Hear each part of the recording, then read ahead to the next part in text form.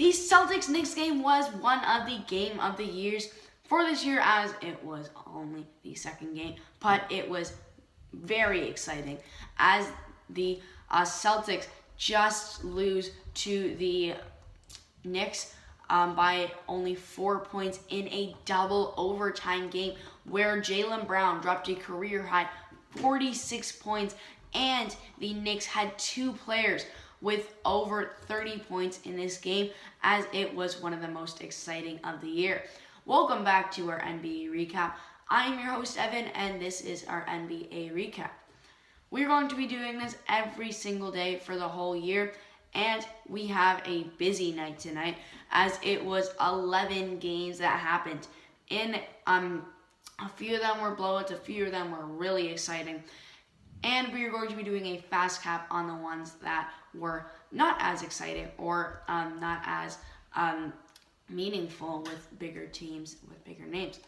We're going to start it out with the Celtics-Knicks game like I talked about before, and it was a packed MSG that hasn't been for a while, as it had brought thousands of a few celebrities to the game to watch Julius Randle drop his 34 points.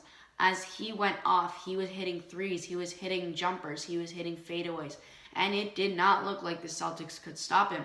But another person that could not be stopped on the day was Jaylen Brown, but I need to give it to Kemba Walker, who his first game back first game to against his old team. He was alright, only 10 points on the day, but he played well, and he had 9 assists in the game, so that makes up for it. Jaylen Brown couldn't be stopped. He was hitting threes from all over, too. He dropped 46, 9, and 3 in his career high. As Julius Randle, by the way, people said he would slow down on the year, but the guy did not. He really can't be stopped, and people were saying, it could have been like the Pascal Siakam kind of thing, where he slows down after him having a breakout year. But no, he's looking like he is still going to be a hard player to stop, as the Knicks are going into double overtime in a must-watch game.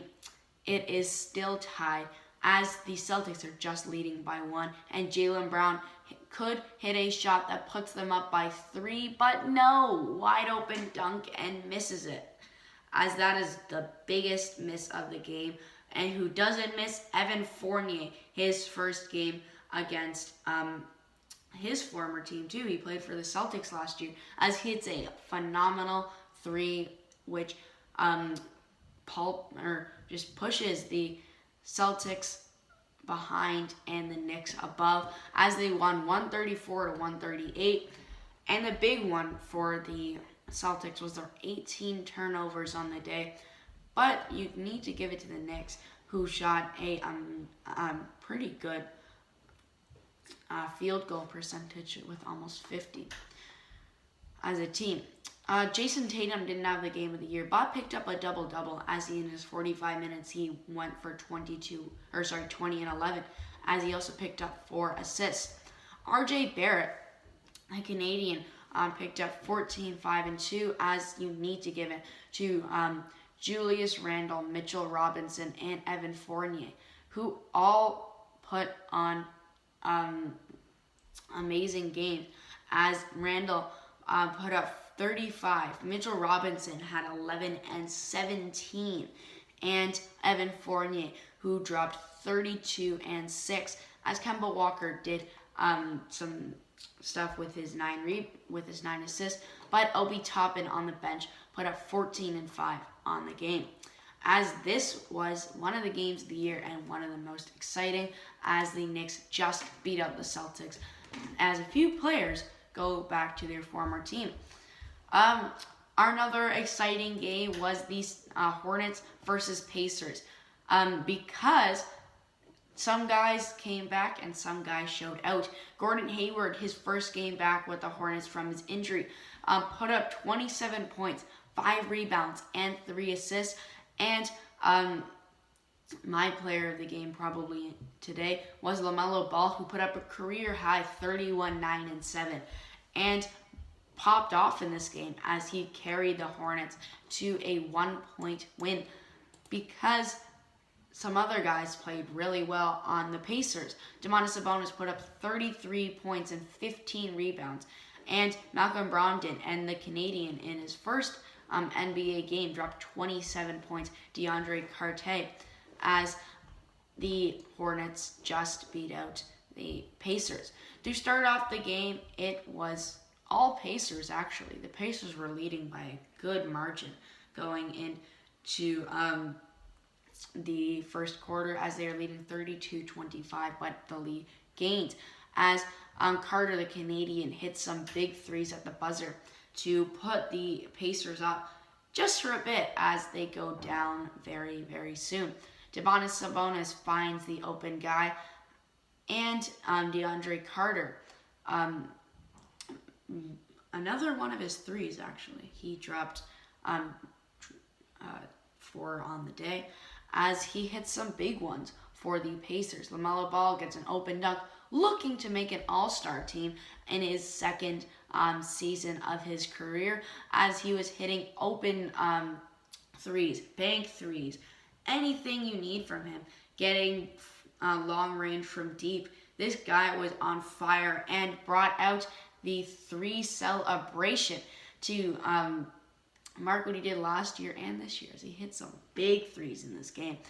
And then Pat Washington Jr. hits the game winner, not the buzzer beater, as the Hornets just beat out the Pacers 123-122. And the only reason I will say the Pacers lost is because of their abysmal 16 turnovers in this game compared to the Charlotte Hornets, who only had 8.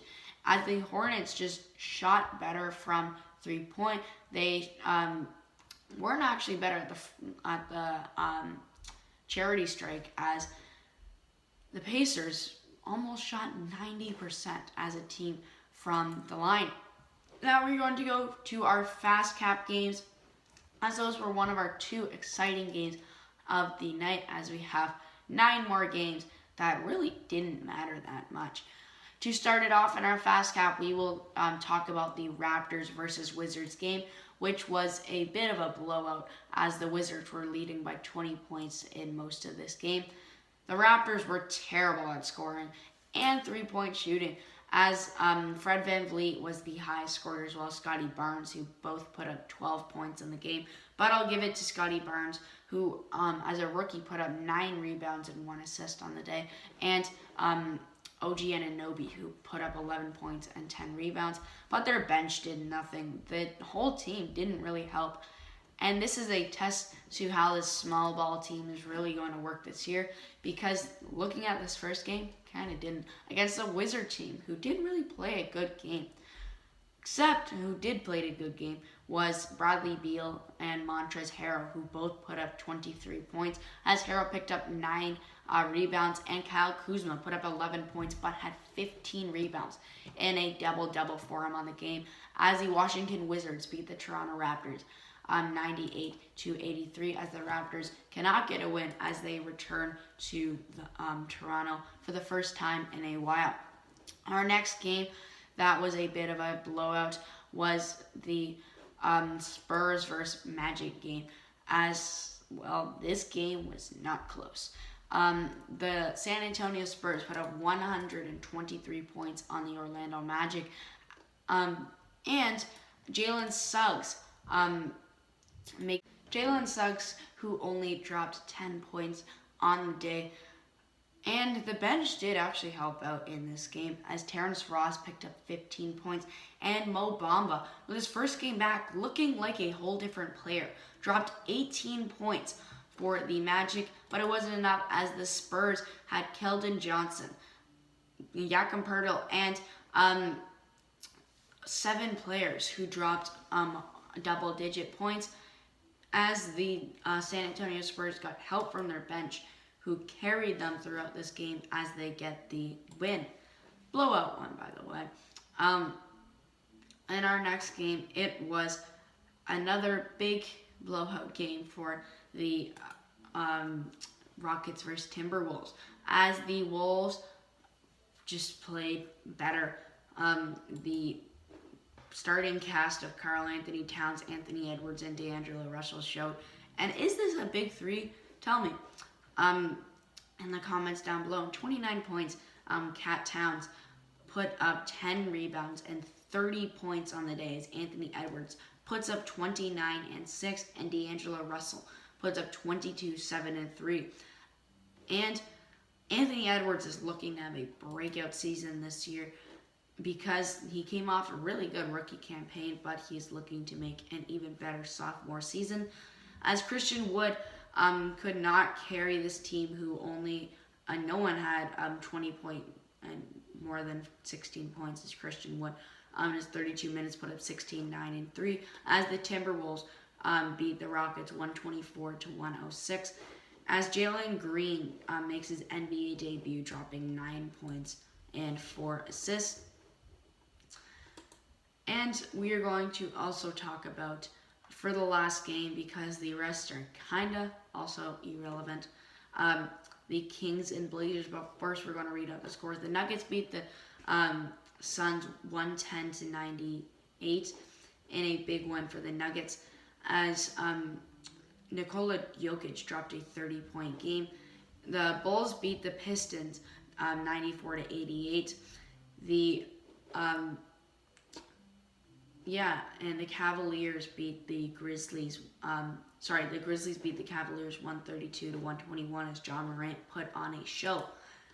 And then our last game we're going to talk about was the Kings vs. Blazers game, which was exciting, as the Blazers just lost by 3 points to the Kings, and Damian Lillard can't carry this team, who also had a 30-point partner or 20-point partner, but it wasn't Dame time today. It was McCollum time, as he put up 34 points, 6 rebounds, and 5 assists, as Dame gets a double-double with 20 points and 11 assists, as Norman Powell puts up a 14-point game, and Yusuf Nurkic gets 14 rebounds and 20 points, but their bench could not help them at all, as they dropped down to the Sacramento Kings by 3 points, who has an amazing game from Harrison Barnes, who put up 9 rebounds and 36 points, and De'Aaron Fox and Richaun Holmes, who both put up 20-point games with 27 points for Fox and 21 for Holmes,